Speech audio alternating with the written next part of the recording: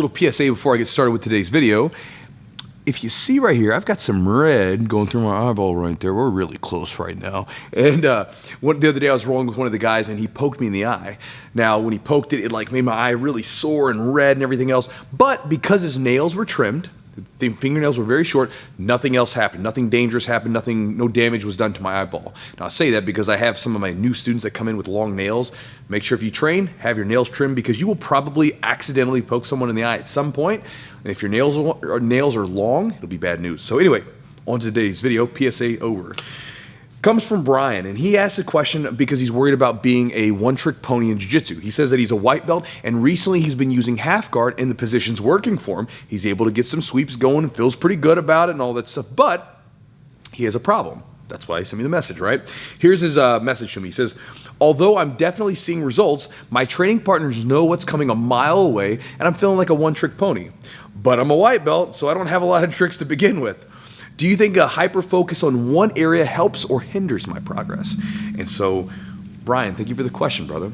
And I'm going to share in this video an idea where I think being a one-trick pony kind of will be useful to you and will actually help your progress. And I'll share it from my experience so that it's useful to you. So one of the first places that I heard this idea that I'm going to share with you came from my wrestling coach back 20 years ago when I had my first experience in grappling, which was high school wrestling. And at this particular practice, he ended it by bringing us all together and had all the new wrestlers that he was talking to, which I was one of. And he told us, he said, listen, if you want to win wrestling matches, you only need 3 moves. And so he says 3 moves. So I'm hearing this and I instantly perk up because just like a lot of you guys are overwhelmed by the amount of information in jiu-jitsu and you feel like you're drinking through a fire hose, I felt the same way in wrestling because everybody had cool moves that they knew. They're using terms I've never heard of, like what's a whizzer and there's a half Nelson. What is all this stuff? So I'm like perked up. I'm like, yes, 3 moves. Tell me more. He says you need a takedown, a pinning combination, and an escape or reversal. If you can do those 3 things better than anybody can stop, you win wrestling matches. And so he was saying, like, you look around you, and he was talking to the different guys. Each one of those guys has like a signature move. You need to develop your moves. And so I took that to heart. And by the time I was a wrestler, a senior high school wrestler, and I was winning matches, 80% of my moves were those 3 moves that I did over and over again. And I took that same mindset to jiu-jitsu where I knew guys that were trying to like learn everything. And there was a couple of the white belts who I kind of was jealous with back in the day. They seemed like they had just this endless repertoire, this treasure chest of techniques. Whereas me, I had like this few that I used all the time. But then when we would roll or when I would compete, I would typically do the better of the 2 because I didn't know a ton, but I was really good with what I was using.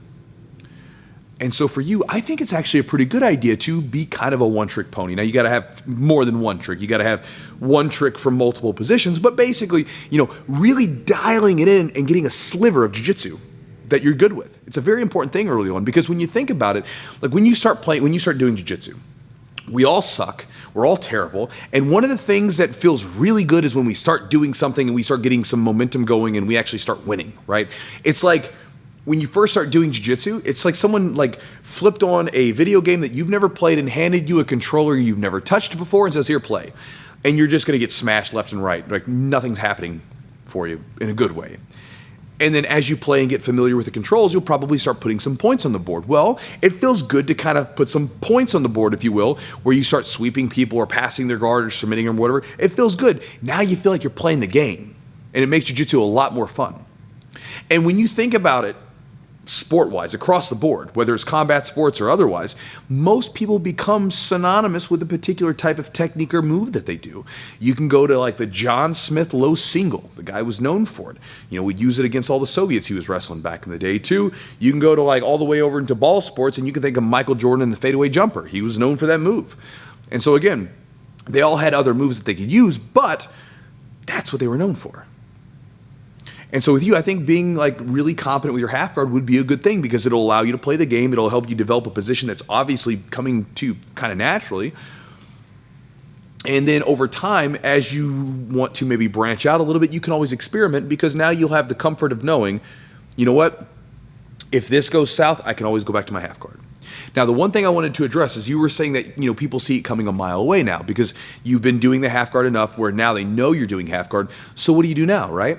Well, check this out. This is the dance you do with your partner, and it's really useful to you. This is typically how people develop the systems of their game. Because what happens is, let's say you start using a move. It's working for you, the position's working for you, whatever. Well, your partners find out about it, and then they say, hey, you know what? Brian's doing this move. Here, I'm going to counter that. And they counter it. Well, now you can either let that position or technique go, or you can say, you know what I'm going to do? I'm going to counter their counter. I'm going to find a way to work around that. And then once you do that, you go back and forth, and you'll develop these chains of movements because you're forced to. Right? I mean, if move A worked, you would never really have an incentive to learn move B. But by your training partners defending it, then you got to learn move B. They defend that one, then move C and D and so forth, so on. And what happens is you develop these long chains of techniques. And this is how people develop their systems a lot of times. And so again, I think it's a good idea. I think it's a good idea to focus in a little bit. And then, later on, you can always dabble, but you want to develop a core area that you're competent in. So this way you can play the game and be effective in jiu-jitsu.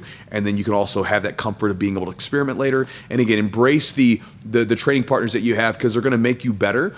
Because what will happen is they'll make the moves better because they're forcing you to. And then when you roll with someone that doesn't know what you're doing, move A works instead of needing move C or D or so on. So anyway, that's my answer to you, Brian. Hopefully that's useful to you. And I'll talk to you next time.